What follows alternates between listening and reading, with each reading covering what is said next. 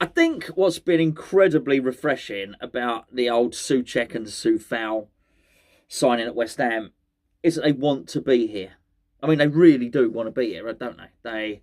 They're thrilled. They're thrilled with their new club. Obviously, being at West Ham, they're thrilled with their relationship with the fans. You listen to Souček talk. He loves being in London. You sit here all the time. He loves exploring London, the back streets. They go, whatever, going shopping and restaurants and all the rest of it. Clearly, this is a man who enjoys living in a cosmopolitan city and is enjoying a new chapter in his life. It's all positive. So basically, they want to be here. I even loved, as I remarked before, the words from his agent, which was, hold on a second, we're not pushing for a new contract. Thomas is really happy. He loves his new job. I love that he called it his new job. Loved his new job. Loves his flat. Loves his, probably not a flat. I imagine it's a very, very nice apartment. He's loving life. Souček is really loving life. I think Soufal is. They're going in for training, extra training. They're just having a jolly old time, and it's quite clear. I thought it was very, very refreshing from the agent. To say that. So we're not pushing for a new contract. He's got loads of money. For that reason, as I mentioned, I think he deserves a new contract because he's not money motivated. He wants to be here. That's key. Let's talk about two players now. We'll talk about Youssef En-Nesyri and we'll talk about Declan Rice because I do think both stories are relevant to this. Okay, and the theme of this video is very much people that want to be there, you wanting to be somewhere, because you just get the very best out of people when they want to be somewhere. No one wants to go somewhere or do something that they don't want to do, or be somewhere that they don't want to be amongst people that they'd rather not be with. Let's be perfectly honest. We've all gone and done things in our time when someone suggested to you, we're doing that thing next Thursday. You think, oh, really? I'm not doing anything this Thursday, by the way. That's not. Actually, no, I'm not going to say that. Anyway, Youssef En-Nesyri. Let's just deal with this because we do also have some comments from his agent. Now, these are not like the other comments, which are from Thomas Souček's agent, which are very, very positive. These are not. Well, they're positive if you're a Sevilla fan. They're not negative comments. They just ain't great from the prospects of him signing for West Ham, because it appears like we're still very, very interested, and there's a danger in this, by the way. And it's because, here's the point, it's the second time his agent said it. It's the second time. He's basically he's repeated himself. It's okay, so it appears as if West Ham are ready to sanction a €40 million bid for En-Nesyri. That's a lot of money. I mean, it is a lot of money. We're basically meeting their clause. That's what they said before. We bid for him in the last window. Sevilla said no. We want €40 million. That's the money. Looks like apparently we've gone back and said, there you go, there's your €40 million. However, it ain't as simple as that, because apparently he don't want to come to us. Now listen to this. His agent has said, what's his agent said? I'll tell you what his agent said. We don't want to listen to any offers. There are 3 teams from England who are interested in him, but he doesn't want to leave. We don't want to talk about this because En-Nesyri doesn't want to leave Sevilla. So in the same sentence, he said he doesn't want to leave twice. And then he goes and says he's staying at Sevilla.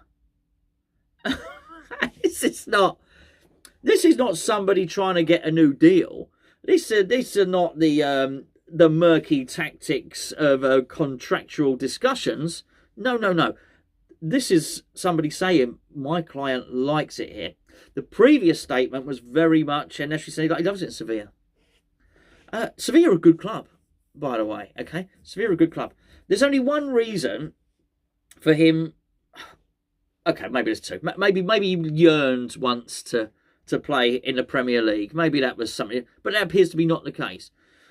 So then we come down to money, because I tell you now, Sevilla have won European trophies and whatnot. People aren't in the global game looking at West Ham thinking, oh, there's a bigger team, there's a more successful team than Sevilla. They're more likely to win the Europa League or the dodgy Tottenham one or whatever it is. Actually, Sevilla aren't in the Tottenham European competition. They're in the real one. And let's be fair, if you looked at them, you think they've got a chance of winning it, because that's sort of what they do, isn't it?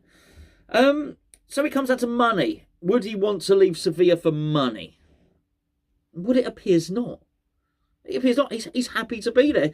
Not everyone's money mad. Some people are just happy. These footballers are all millionaires. There are a set few of them that think, well, actually, I'd like to be multi-millionaires. But some people, I'll give you an example. It's there was a Formula One driver. Some of you have been told a story before, but it's a good story. It's an interesting story, because it relates to the amount of money that sportsmen make. So Eddie Irvine was the backup driver at Ferrari to Michael Schumacher. Michael Schumacher, hugely successful racing driver, one of the best of all time. Eddie Irvine was a good driver. And there was another constructor that wanted to sign him. I don't know, could have been McLaren, could have been Williams, could have been anyone. It doesn't matter. Now, apparently, this other constructor, this other team, this other Formula One team, wanted to pay Irvine $8 million a year. Now, I believe at Ferrari, he was on $4 million a year. And I'll never forget, there was an interview with him, Eddie Irvine, when he was in his yacht, which was moored in Monte Carlo. Nice work if you can get it. And the interviewer said, why don't you want to go and drive for McLaren or the other team or whoever it might have been? And he said, well, I really like it at Ferrari. And they said, yeah, but they'll double your money. And this was really interesting. This is the interesting bit. He said, well, double my money doesn't mean anything. He said, doubling my money. He said, I'm already a millionaire. I realise how lucky I am. He said, I drive for Ferrari. I get a free Ferrari. I've got a yacht. I get millions of pounds every year. He said, so the difference for me between whatever, £4 million a year and £7 million a year is actually negligible. It doesn't impact my lifestyle at all. Yes, I guess I could get a slightly bigger yacht or something. You know, to what end? He said, to change my life drastically, I'd need $1 billion. Because I've become a billionaire. Then I've got fleets of jets and stuff like that. I just thought it was really, really interesting. Maybe you don't. Maybe you think it's a terrible story.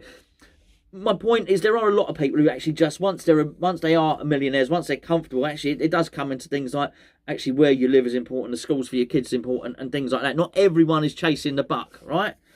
And this appears to be one of them. I mean, we mustn't do this. We mustn't make this deal permanent. I'll try and pursue this now because he's made it clear. He's made it clear twice. This is the time to walk away. Because he doesn't want to be here. There's no point really pushing it. Oh, have some more money, have some more money. And then pushing Sevilla so hard that actually they said to En-Nesyri, actually, you'd be really helping us out if you left. You'd really be helping the club out. So then En-Nesyri feels he's got to go. Because he doesn't really want to. He's trying to extract as much money from the deal as possible. And then what happens next season? When we look at it? And this guy is, I'm not saying he would do this, but let's just for argument's sake, he was, hunched shoulders, moping around the pitch, low energy, not really doing it. And then we looked at him and thought, hold on a second, look at this bloke, it looks like he doesn't want to be here. We'd only have ourselves to blame, right? Not you and me, obviously, we're not to blame. But I mean, the club would only have themselves to blame for this lacklustre, demotivated, expensive footballer moping around the pitch, almost energyless, clearly with a lot of technique. I'm not saying he wouldn't score goals, but you would look at him and think, actually, he doesn't want to be here. And you'd end up spending £40 million on a striker who, whilst technically gifted, probably wasn't overly interested and would do all right for 18 months and then bugger off for about half the money. Does that sound like anybody else that you know?